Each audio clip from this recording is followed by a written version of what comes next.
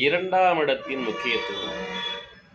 இரண்டாம் இடம் வலிமையாக இருந்தால், சுபக்கிரகங்கள் இருந்தால், சுப பார்வை பெற்றால், அவருடைய பொருளாதாரம், அவருடைய வாக்குஸ்தானம், அவருடைய குடும்பம் நன்றாக இருக்கும்.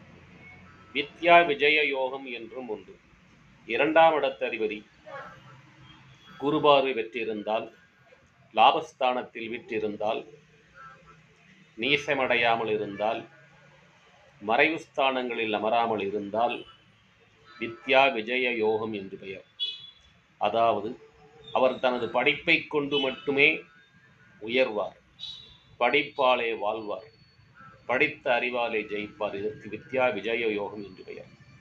எனவே இரண்டாம் இடம் என்பது மிகவும் முக்கியம். உங்கள் இரண்டாம் பாவத்தை பாருங்கள். உங்கள் குடும்ப வாழ்க்கையை, உங்கள் வாழ்க்கையை